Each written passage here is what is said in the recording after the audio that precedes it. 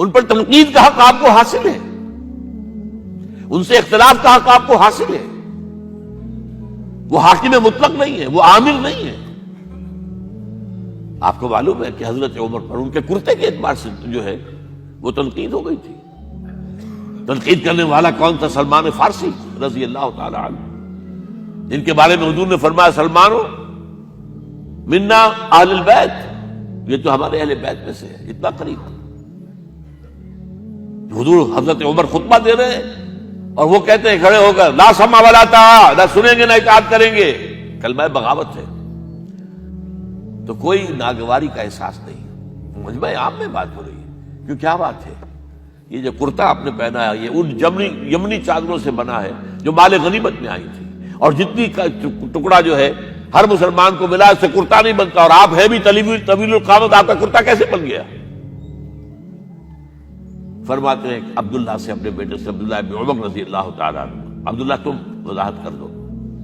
وہ کھڑے ہو کے کہتے ہیں نہ میرا کرتا بن رہا تھا نہ ابا جان کا، میں نے اپنے حصے کا کپڑا ابا جان کو دیا ہے، اس سے یہ کرتا بنا. الآن نسمع ونطیع، بس اب اس کے بعد آپ فرمائیے، آپ جو کہیں گے سنیں گے اور اطاعت کریں گے. یہ متوازن نظام، نہ ڈکٹیٹریت ہے کہ کوئی بول نہیں سکتا. تم اور حاکم وقت پر تنقید کر رہے ہو اور بربرا کر رہے ہو. ایک عورت پکڑ لیتی ہے حضرت عمر کو رضی اللہ تعالیٰ عنہ. حضرت عمر نے آرڈیننس نافذ کر دیا تھا کہ اتنے سے زیادہ، اتنی رقم سے زیادہ مہر نہیں رکھا جا سکتا. کہ عمر تم کون ہوتے ہو ہمارے حق کے اوپر پابندی لگانے والے؟ جب قرآن میں ہے وَآتَيْتُمْ إِحْدَاهُنَّ قِنْطَارًا، چاہے تم نے اپنی کسی بیوی کو ڈھیروں سونا دیا ہو تب بھی طلاق کی شکل میں واپس نہیں لے سکتے. قنطار کہہ رہا ہے، آپ کون روکنے والے؟ اور حضرت عمر فرماتے ہیں آج ایک عورت نے عمر کو دین سکھایا، آرڈیننس واپس.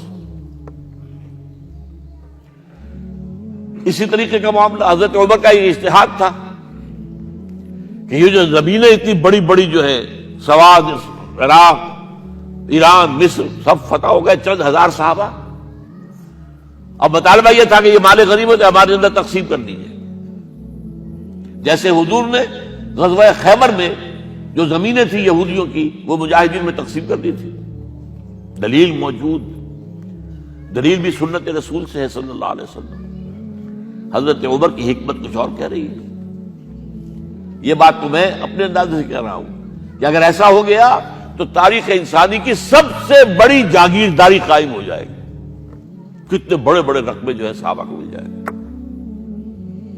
لیکن انہوں نے جو بات بیان کی وہ یہ تھی اگر یہ سارا تقسیم ہو گیا تو بعد میں آنے والوں کے لیے کیا رہے گا، اور جو فوجیں اب ہمیں پورے نظام کے لیے رکھنی پڑے گی ان کو کون سپورٹ کرے گا، ان کے لیے کہاں سے خرچہ آئے گا. تو انہوں نے طے کیا کہ یہ مال جو ہے مال فے ہے، یہ بیت المال کا ہے. جو مال غنیمت ہے وہ صرف وہ ہوگا جو عین محاذ پر حاصل ہوا ہے. ہتھیار ہیں یا بھیڑیں بکریاں ہیں یا اور جانور ہیں، یا وہاں پر جو پکڑے جائیں گے قیدی وہ غلام ہوں گے، وہاں پر اگر عورتیں ہوں گی پکڑی جائیں گی، کلیدیں ہوں گی. یہ نہیں کہ پورے ملک جو ہے وہ غلام بنا دیے جائیں اور پورے ملک کی جو زمینیں تقسیم کر دی جائیں. بعض صحابہ کھڑے ہو گئے نہیں. اب حضرت عمر نے ٹریبونل قائم کیا ہے. 5 صحابہ اوس میں سے، 5 خزرج میں سے بیٹھ جائیے. وہاں اپنا بھی وہ پیش کیا نقطہ نظر، باقی انہوں نے بھی کیا. وہ ٹریبونل نے فیصلہ کیا کہ عمر کی رائے صحیح ہے رضی اللہ تعالیٰ. یہ نظام سید القوم خادمہم، یہ اگر کوئی کہتا، اگر یہ مثالیں نہ ہوتی تو کہتے کیا تمہارا دماغ خراب ہوا ہے، یہ شاعری تو تم نے اچھی کر دی ہے. سید القوم خادمہم کبھی ہوا ہے؟ لیکن عمر نے بن کے دکھایا ہے. رات کے گشت پر ہے اور ایک عورت کے کراہنے کی آواز آئی ہے. معلوم ہوا کہ درد ذہن میں مبتلا ہے اور کوئی اس کے اٹینڈ کرنے والی کوئی خاتون نہیں ہے. گھر سے گئے ہیں، فرسٹ لیڈی اپنی اہلیہ کو لے کر آئے ہیں، انہوں نے اٹینڈ کیا ہے. اور اس کے بعد بچہ ہو گیا تو اندر سے ان کی اہلیہ کا امیر المومنین مبارک ہو بیٹا ہوا ہے. ایک اور دفعہ اسی طریقے سے گشت پر تھے، ایک گھر میں سے بچوں کے رونے کی آواز آئی. معلوم کیا کہ ایک خاتون ہے اور بچے ہیں، کھانے کو کچھ ہے نہیں. اس خاتون نے کہا میں نے یہ آگ کے اوپر جو ہے ہانڈی رکھی اس میں پانی ہے، اور بچوں کو میں بہلا رہی ہوں کہ کچھ پک رہا ہے، ٹھہرو ذرا صبر کر لو، اسی طرح سو جائیں گے بھوکے۔ کانپ گئے حضرت عمر، گئے بیت المال سے اور بوری گندم کی لے کر اپنے کندھے پر، اپنے غلام سے کہا میرے کندھے پر رکھو، اس نے کہا میں لے چلتا ہوں حضور۔ نہیں، قیامت کے دن تم میرا بوجھ نہیں اٹھا سکو گے۔ اور وہ اپنے کندھے پر لاد کر لائے ہیں اور وہاں کھانا تیار کروایا، بچوں کو کھلایا ہے۔ یہ نظام، یہ ہے رحمت للعالمینی کا مظہر۔ یہ جان لیجئے سیرت محمدی صلی اللہ علیہ وسلم کے جب آپ مطالعہ کرتے ہیں کہ وہ سارا انقلابی جد و جہد کا دور ہے، اس میں ابھی نظام کی جو خوبیاں ہیں وہ پورے طور پر سامنے نہیں آئی تھی۔ ابو بکر صدیق رضی اللہ تعالیٰ عنہ کا دور خلافت جو ہے وہ بھی کاؤنٹر ریولوشنری موومنٹس کو ختم کرنے میں صرف ہو گیا ہے، جسے انگریزی میں کہتے ہیں للی ان بلوم، نظام اسلام۔ اسلام کا نظام عدل اجتماعی جو ہے ایک کھلے ہوئے پھول کی طرح نظر آئے گا حضرت عمر رضی اللہ تعالیٰ عنہ کے دور خلافت میں۔